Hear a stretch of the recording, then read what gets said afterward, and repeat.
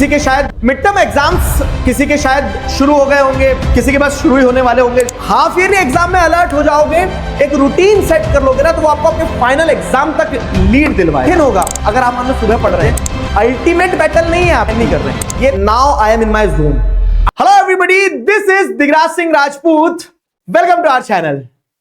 Mid term exams किसी के शायद शुरू हो गए होंगे, किसी के पास शुरू ही होने वाले होंगे, किसी के पास अभी भी समय होगा कि सितंबर मिड में शुरू हो रहे हैं। तो मैंने आप लोगों से डेट्स भी पूछी थी और उस हिसाब से मुझे पता लगा कि सबका अलग अलग सिस्टम बैठ रहा है।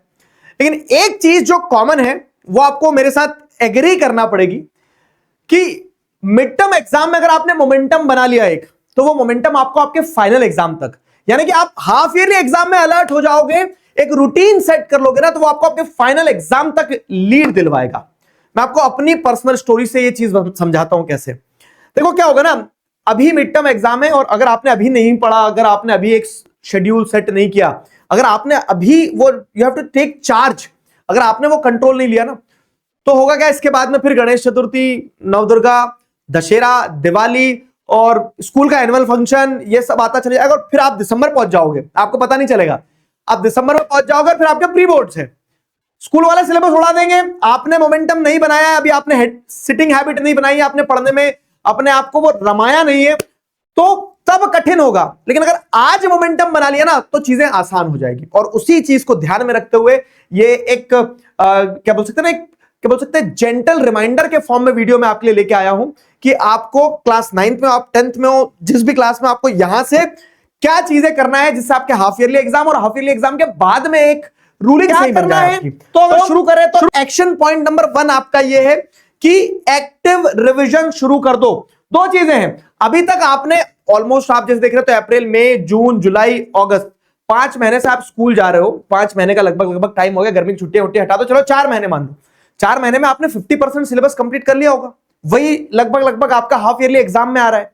तो अब जितना पढ़ लिया है ना, उतने को कंसोलिडेट करो, बार बार रिवाइज करो, एक्टिव रिवीजन पे काम शुरू करो। ये एक्टिव रिवीजन क्या है, तो अगर मैं तुम्हें एक्टिव रिवीजन की कहानी समझाऊं सिंपल, तो आपको क्या करना है, आपने जो पढ़ा है ना उसको फिर से रीरीड नहीं करना है। जो मैंने आपको कई वीडियोस में बताया कि आप बस ये रिकॉल करो कि आपने वो चैप्टर पढ़ा था, आपको कितना ध्यान है, आपको चैप्टर कितना ध्यान है। तो इस तरह से एक्टिव रिवीजन, सुबह के स्लॉट बांटो, शाम के स्लॉट बांटो, स्लॉटिंग सिस्टम भी मैंने आपको बताया था। तो वो स्लॉट्स में अगर आप मान लो सुबह पढ़ रहे हैं, तो सुबह आपको क्या करना है कि एक टॉपिक लिखा, एक रफ पेपर लेके उस पर लिखो कि हाँ ये चैप्टर है आपका नेशनलिज्म इन इंडिया, उसमें ये टॉपिक्स हैं, ये क्वेश्चंस बनते हैं। तो वो खुद से रिवाइज करते चलो, एक्टिवली चलते फिरते वो आपको एक मोमेंटम डेवलप करना होगा कि आपने जितना पढ़ लिया आप उसको रिकॉल कर रहे हैं। एक्टिव रिकॉलिंग स्टार्ट कर दो। दूसरी चीज क्या है, तो start practising competency based questions. अब जितने क्वेश्चंस हो उतने प्रैक्टिस करो, पढ़ना था पढ़ लिया, रिवीजन लूप में शुरू कर दो और प्रैक्टिस जरूर करो। कैसे प्रैक्टिस करेंगे, तो जैसे मैंने आपको बताया, क्लास 10th के लिए फॉर एग्जांपल बात करें, 9, 10 दोनों के लिए बात बता रहा हूं मैं आपको कि आपका ये सैंपल पेपर आया है। अब इस सैंपल पेपर में जिस तरह के क्वेश्चन आए वैसे ही क्वेश्चन आपके फाइनल एग्जाम में आएंगे, लेकिन इसमें तो पूरा सिलेबस है।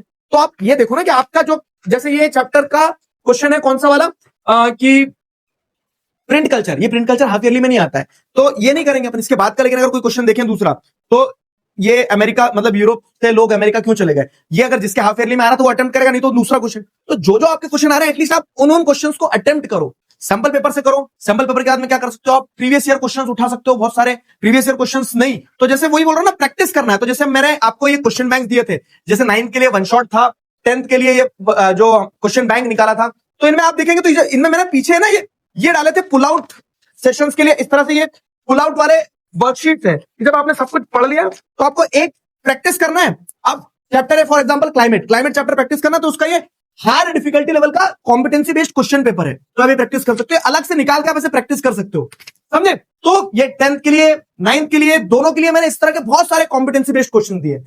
अब 9th का कभी कभी क्या होता है, एक दिक्कत ये भी जाती है कि मटेरियल बहुत सारा अवेलेबल नहीं है। जैसे मैंने तो बुक बनाई है, लेकिन आप क्या कर सकते हो, अपने स्कूल में टीचर्स से बात करो, उनसे प्रीवियस ईयर के क्वेश्चन ले लो, स्कूल के टीचर से प्रीवियस ईयर के क्वेश्चन पेपर ले लो। तो पॉइंट ये है कि प्रैक्टिस करना शुरू कर दो, बहुत सारे क्वेश्चंस प्रैक्टिस करो, क्योंकि हाफ ईयरली में आपको लिख के आना अल्टीमेटली, और अभी से प्रैक्टिस करोगे ना तो वो एक मोमेंटम बनेगा जो आपके फाइनल एग्जाम तक आपको ले जाएगा।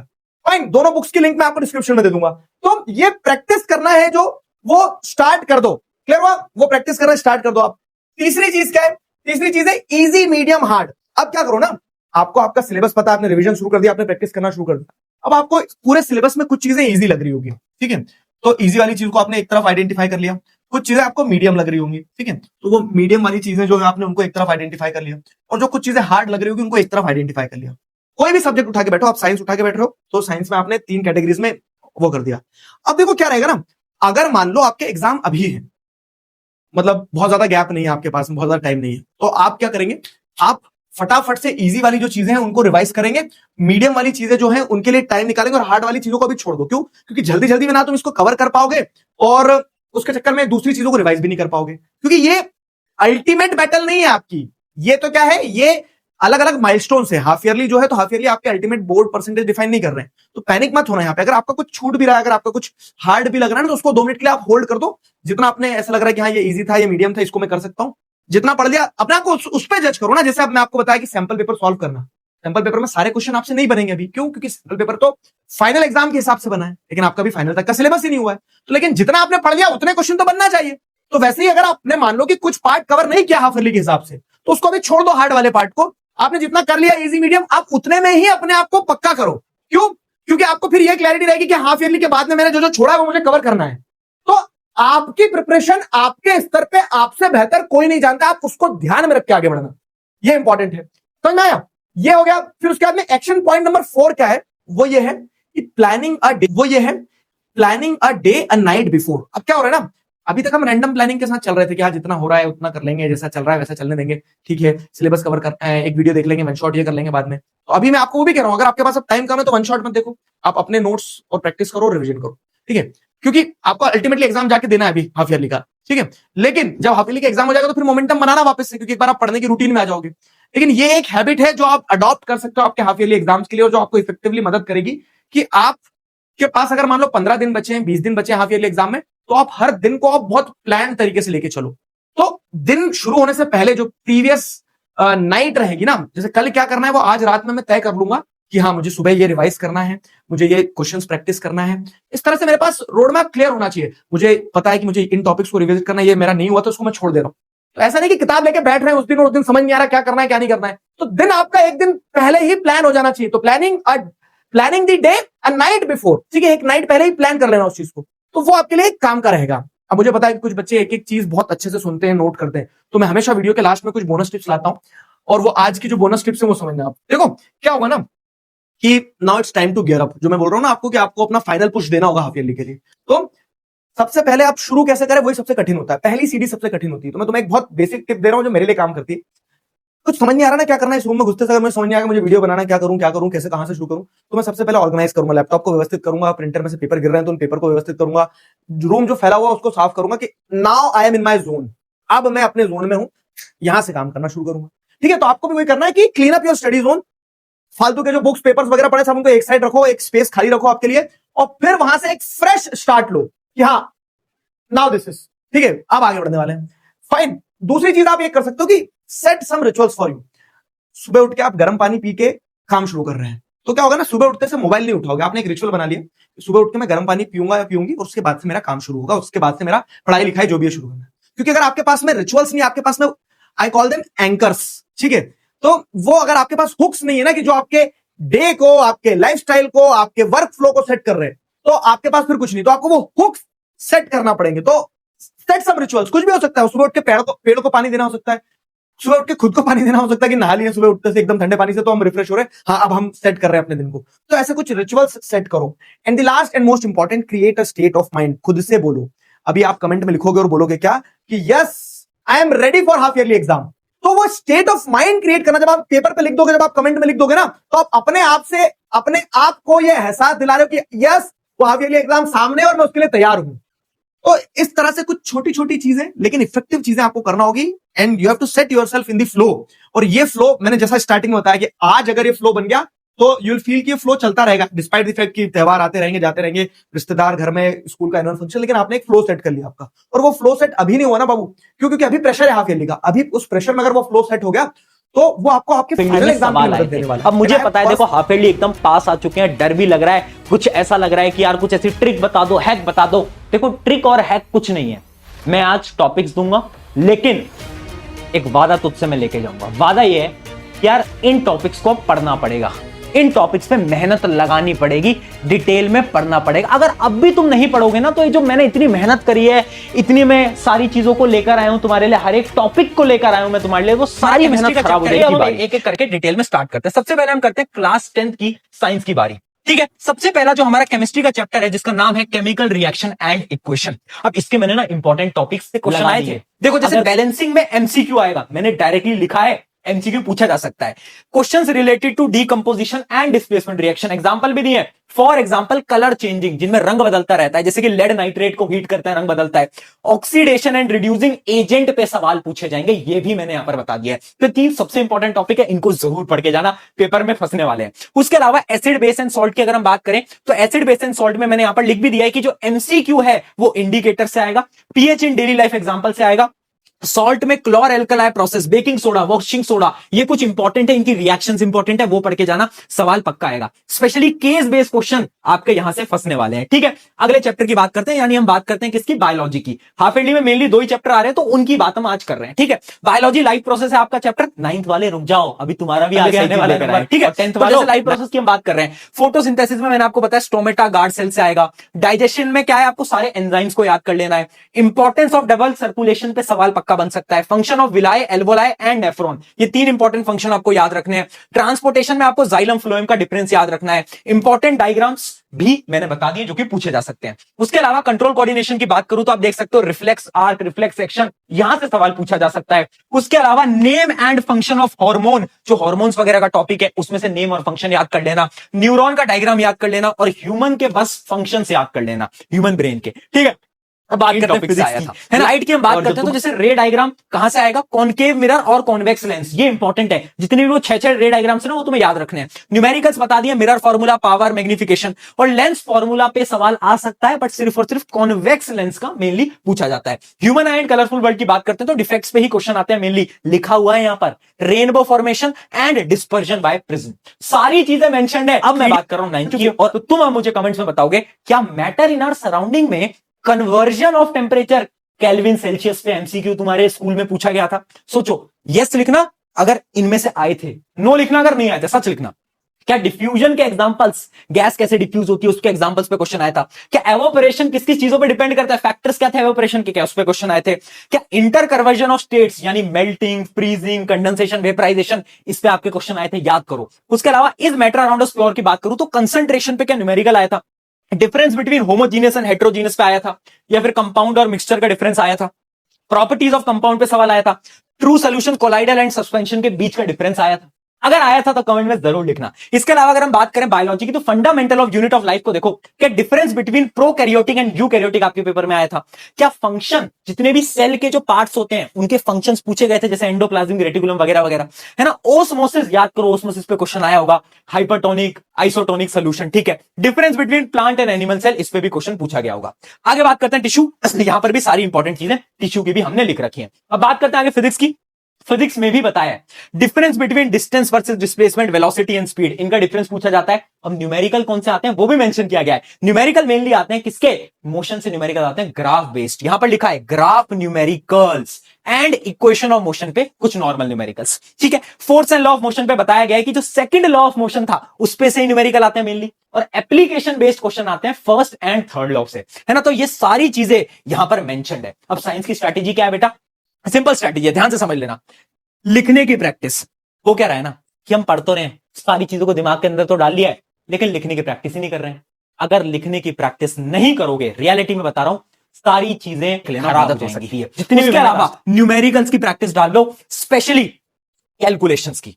कैलकुलेशन में गलतियां कर रहे हो, फिजिक्स के अंदर बहुत गलतियां तुम कर रहे हो, ये जो कैलकुलेशन मिस्टेक्स तुम कर रहे हो इसको करना बंद करो, प्रैक्टिस करना स्टार्ट करो। अगला, lack of revision in chemistry, specially class 10th के स्टूडेंट्स, केमिस्ट्री को रिवाइज करो। इतनी सारी जो इक्वेशंस हैं उनको बार बार रिवाइज करो, वरना भूल जाओगे पेपर के अंदर। यहां मैथमेटिक्स के ब्लूप्रिंट के बारे में डिस्क्लेमर ध्यान से सुनते रहना, बहुत इंपॉर्टेंट चीज बता रहा हूं मैं तुम्हें। शुरुआत में ये डिस्क्लेमर दे रहा हूं कि मैथमेटिक्स में स्पेसिफिकली ब्लूप्रिंट नाम की कोई चीज नहीं होती है भैया। आपने तो यहां पे लिख रखा है मैथमेटिक्स ब्लूप्रिंट, आप तो ये बताने वाले थे कि भैया इस चैप्टर में ये टॉपिक पढ़ लो, इस चैप्टर में ये क्वेश्चन कर लो, हो जाएगा। मैं बिल्कुल साफ, बिल्कुल ऑनेस्ट रहूंगा आपके साथ। मैं कोई झूठी दिलासा, कोई झूठी तसल्ली नहीं देना चाह रहा हूं। ध्यान से सुनते रहना, इंपॉर्टेंट चीज बता रहा हूं, ठीक है। अगर तू क्लास 10th में है तो क्लास 10th में हाफ ईयरली के मार्क्स ऐसा इतने कुछ मैटर नहीं करते हैं, ये तेरे को भी पता है। फाइनल जो बोर्ड के एग्जाम्स के मार्क्स हैं वो मैटर करेंगे। तो रादर देन हम ये सोचें कि अगर हमारे 5 चैप्टर आ रहे हैं और मैं ये सोचूं कि इन 5 में से 5 चैप्टर मेरे कंप्लीट हो जाने चाहिए हाफ ईयरली में जाने से पहले, और अभी मेरे 0 चैप्टर हो रखे हैं, तो ये हाइपोथेटिकल सोच मत रखो, ठीक है? ये हाइपोथेटिकल सोच मत रखो, क्योंकि ऐसा नहीं है, ठीक है? फॉर एग्जाम्पल तुम्हारे 6 चैप्टर आ रहे हैं और उन 6 चैप्टर्स में से तुम्हारे मान लो 2 चैप्टर तो हो रखे हैं, बच गए तुम्हारे अब 4 चैप्टर। ध्यान से देखना मेरी जान, ध्यान से देखना मेरी जान, बच गए तुम्हारे ये 4 चैप्टर। अब इन 4 चैप्टर को कैसे करना है वो मैं तुम्हें बताता हूं। बिल्कुल भी ना ये चीज मत करना कि मैं ऊपर ऊपर से देख के चला जाऊंगा भैया, ऊपर ऊपर से देख के चली जाऊंगी भैया, और जाके कुछ ना कुछ तो लिखाऊंगी। लैंग्वेज पेपर नहीं है कि कुछ ना कुछ लिखने पे नंबर मिल जाएंगे। क्वेश्चन सही से अप्रोच करोगे, सही स्टेप्स लिखोगे, तभी आंसर मिलता है, तभी नंबर मिलते हैं मैथमेटिक्स में। तो इसलिए 2 चैप्टर हो रखे हैं, इन्हें तो कवर कर लो, इन्हें तो पक्के कर लो। जो बचे हुए 4 चैप्टर है, मैं तुम्हें बिल्कुल प्रैक्टिकल बात बता रहा हूं, मैं फिर बोल रहा हूं, ये चीजें कोई नहीं बताएगा। सब ये बोलेंगे कि अच्छा 4 चैप्टर बचे हैं, ये कर लो, ये कर लो, ये कर लो, और सारा पढ़ के चले जाओ। मैं ये बोल रहा हूं इन 4 चैप्टर्स में ये देखो कौन से सबसे ज्यादा वेटेज वाले हैं, सबसे ज्यादा वेटेज वाले कौन से चैप्टर हैं जो कि इन 4 चैप्टर्स में से तुम्हारे बचे हुए हैं, उन्हें कवर कर लो। हो सकता है सिर्फ वो 2 ही चैप्टर हो सकता है वो सिर्फ 2 ही चैप्टर हो, समझ पा रहे हो मेरी बात को? हो सकता है सिर्फ वो 2 ही चैप्टर हो, तो बस वो 2 ही कर लो भैया। जो 2 बच गए वो छोड़ दो ना, कोई बात नहीं। अरे 100/100 तेरे को बोर्ड्स में लेके आने हैं, इसमें थोड़े कम भी रह जाएंगे तो कोई दिक्कत नहीं है। ये हाफ ईयरली एग्जाम तेरा एक तरह से रिव्यू एग्जाम है, एक तरह से तू ये मान ले एक प्रोग्रेस ट्रैकिंग एग्जाम है या फिर एक प्रोग्रेस टेस्ट है। ये एक तरह का तेरे लिए ऐसा टेस्ट होना चाहिए कि इसको देने के बाद तू चीजों को एनालाइज करे, तू चीजों को एनालाइज करे। क्या मेरी बात समझ में आ रही है भाई? 2 चैप्टर तेरे हो रखे हैं, बाकी 4 में से 2 और तूने कर लिए जिसका वेटेज बहुत ज्यादा है। ये कैसे करना है अभी बताऊंगा। तो तेरे टोटल 4 चैप्टर हो गए।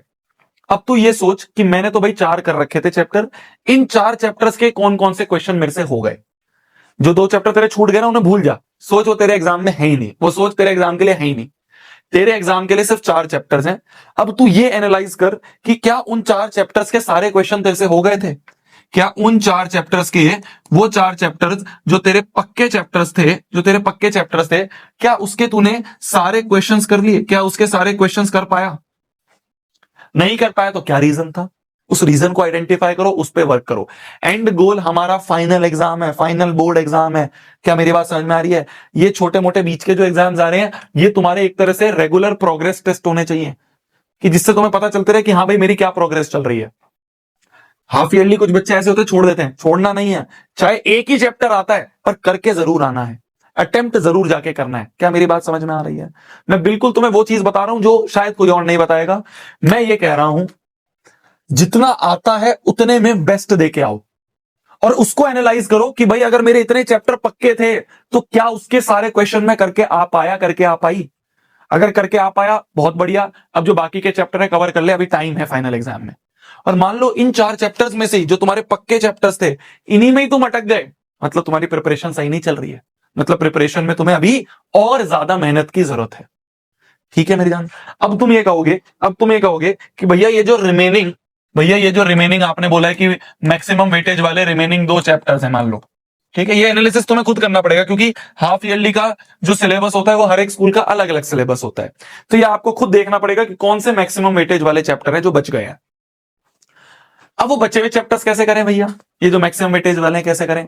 अगर आप आरंभ बैच में हो, ठीक है, अगर आप आरंभ बैच में हो तो आपको कहीं नहीं जाना। आपका जो मैंने क्लास में पढ़ा रखा है उन क्लास नोट्स को उठाओ, है ना, लेक्चर जो है लेक्चर को अपने 2x पे देखो, 3x पे देखो, और साथ साथ में जो नोट्स के क्वेश्चन है बस वो कर लो। इसके अलावा कुछ नहीं करना, सब करा रखा है, सब। इसके अलावा कुछ नहीं करना, एक क्वेश्चन नहीं उठाना, सब करा रखा है। अगर आप आरंभ बैच के बच्चे हो, ठीक है। कोई बच्चा ऐसा है जो अभी भी एनरोल होना चाह रहा है, वो हो सकता है, एनरोलमेंट्स ओपन है। जो चैप्टर हो रखे हैं उनकी रिकॉर्डिंग आप देख सकते हो। अगर आप आरंभ बैच के नहीं हो, आप यूट्यूब से पढ़ते हो, कहीं और से पढ़ते हो, तो मेरा ये सजेशन रहेगा कि यूट्यूब पे जो वन शॉट है ना, पहले तो उस वन शॉट को 2x पे देख लो, इसके साथ साथ उस वन शॉट पे मैंने मेरे चैनल पे जा सकते हो, तो मैथ्स बाय शोभित निर्वाण पे उस पे दिख जाएंगे। इसके साथ साथ क्वेश्चंस प्रैक्टिस के लिए पहली प्रायोरिटी है तुम्हारी एनसीईआरटी के क्वेश्चंस और दूसरी प्रायोरिटी होती है तुम्हारी आरडी के क्वेश्चंस, है ना। ये एनसीईआरटी आरडी के क्वेश्चन मैं ऑलरेडी आरंभ बैच में करवाता हूं, इसलिए मैं बोल रहा था कोई और क्वेश्चन करने की जरूरत नहीं है, क्योंकि मैंने ऑलरेडी सब चीज छाट छूट के यहां कर रखी है। पर अगर तुम YouTube से पढ़ रहे हो तो थोड़ी सी डिफिकल्टी आ सकती है। पहले तुम YouTube के वन शॉट देखोगे, फिर एनसीईआरटी के सारे क्वेश्चंस हो जाने चाहिए तुमसे, और आरडी के कुछ सिलेक्टिव क्वेश्चंस तुम एक बार करके जाओ। इतना भी कर लोगे तो भी बहुत है, वन शॉट और एनसीईआरटी भी कर लोगे तो भी बहुत है। अभी टाइम बिंग के लिए तुम कहोगे भाई 4-5 दिन बचे हैं, आरडी कैसे कर लूंगा, तो अगर आरडी भी नहीं कर रहे हो, खाली इतना भी कर रहे हो, तो भी मेरे हिसाब से तुम एक डिसेंट क्या कहते हैं स्कोर लेके आ जाओगे अपने हाफ ईयरली में।